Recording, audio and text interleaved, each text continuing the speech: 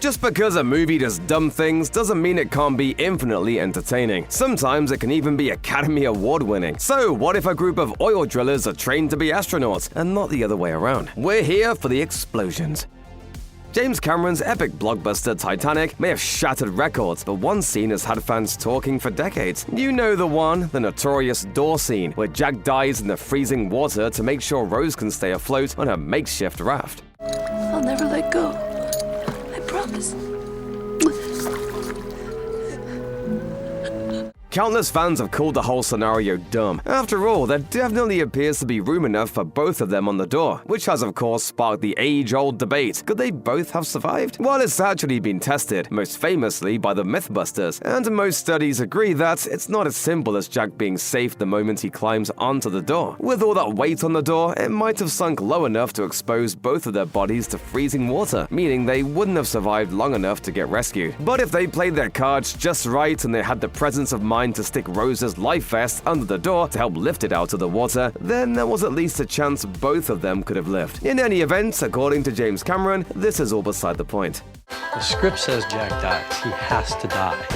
Maybe we screwed up. The board should have been rolled a tiny bit smaller, but the dude's going down. Star Wars: The Phantom Menace has no shortage of moments that fans consider dumb, but there's one scene that countless fans have talked about. When young Anakin blows up the droid control ship in the final battle, it is only thanks to an astounding number of coincidences. Anakin just so happens to find a spaceship with a helmet the perfect size for a kid, and then starts randomly hitting buttons until he takes out the attacking droids. By some miracle, the ship's autopilot takes him exactly where he needs to go to save the day. And when he fires the shot that destroys the reactor of the droid control ship, he's not even aiming for it. That victory completely unearned. Everything comes too easily to Anakin here, and he barely even needs to try, which undermines the stakes of the battle. It's a far cry from the sequences in A New Hope where Luke destroys the Death Star. Die Hard 2 shows terrorists seizing control of an air traffic control tower, leaving multiple passenger planes stuck in the air and unable to land. Approach control, it's gone. Jesus, instrument landing system is down.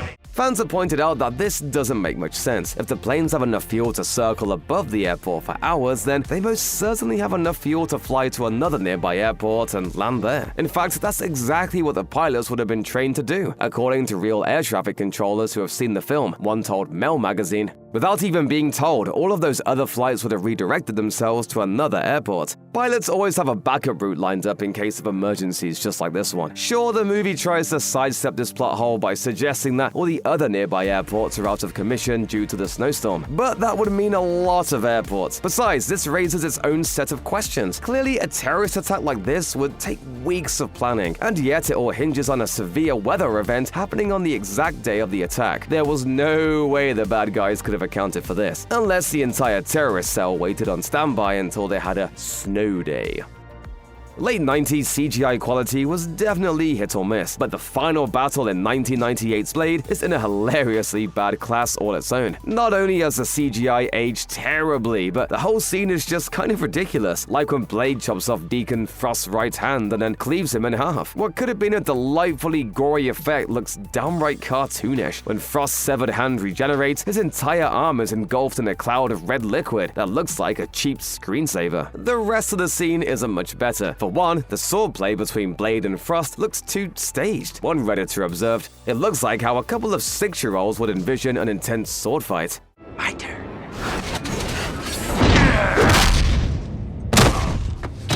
And when Blade flings a bunch of syringes at Frost, it plays out more like a scene from the 1966 Batman TV series. The movie doesn't show Blade throwing 4 syringes at once. Instead, the film just cuts to Frost with a bunch of quivering syringes sticking out of his abdomen, which is hilarious. Worst of all, the big bad dies in a laughable way. Frost inflates like a grotesque balloon before popping in an unconvincing CGI explosion. Dumb? Absolutely. But hey, it was the 90s.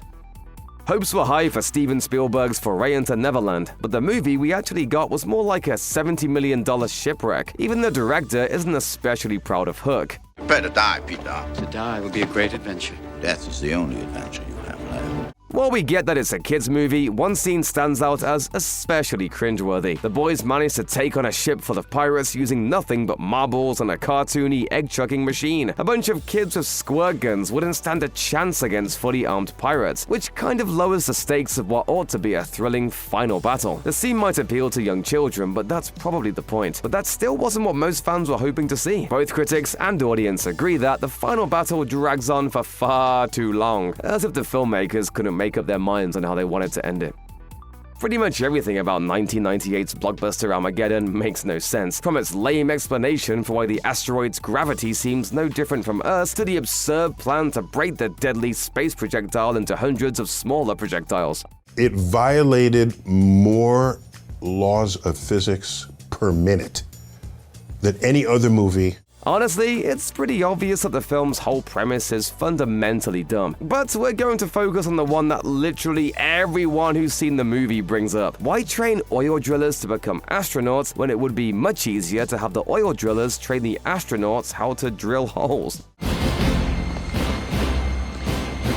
Talk about the wrong stuff. This plot hole was so glaring, in fact, that one of the film stars actually pointed out to director Michael Bay. In the movie's DVD commentary, Ben Affleck recalled asking Bay this exact question. According to Affleck, the director replied, "You know, Ben, just shut up, okay?"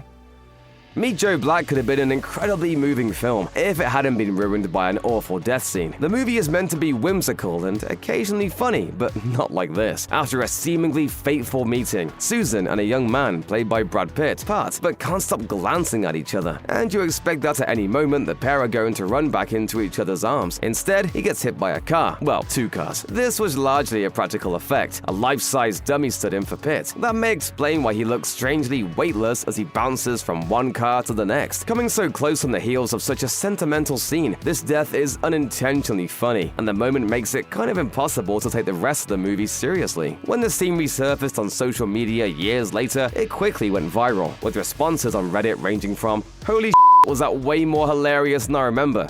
to "The damn moron just standing in the street. What the did he expect was gonna happen?" Director Martin Brest probably hoped people would still be talking about his 1998 film more than 20 years later, but maybe not like this.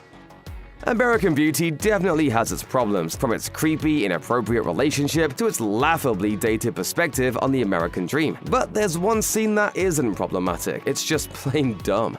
You want to see the most beautiful thing I've ever filmed?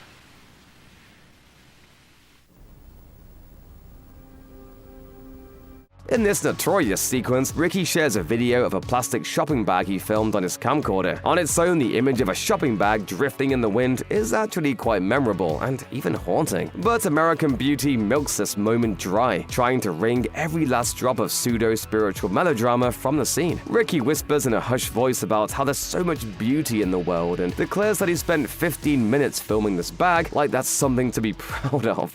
And this bag was just dancing with me. Not even Thomas Newman's haunting score could save the scene from becoming maudlin mush, and before long, critics and the internet began to ridicule it. It was even parodied on Family Guy. Maybe Ricky should have just kept his mouth shut and let the image speak for itself. Okay, we get that the whole point of the 1997 animated musical Anastasia is to imagine an alternate history where Grand Duchess Anastasia Romanov actually survived. But the true story is much darker. If the real-life Anastasia did survive, it wasn't because she escaped through a secret passage in her family's palace before an angry mob of peasants raided her, like the movie depicts. Instead, Anastasia and her family were imprisoned for more than a year after the 1917 revolution, before they were executed by firing squad in a basement. The only way she could have lived is if she survived the initial round of shots and one of the soldiers chose to spare her life. That, of course, didn't happen. DNA evidence confirms that Anastasia did indeed die with the rest of her family. And because this is a kids' movie, the story was changed for its audience in other, very obvious ways. Take Rasputin, for example. He was indeed a friend of the Romanov family, who took advantage of their trust. But it goes without saying that he wasn't an evil sorcerer. To suggest that the revolution was caused by a curse from Rasputin and not the Tsar's own cluelessness about what his people actually wanted is just a teensy bit tone deaf, even if it made the story more interesting and less complicated for kids.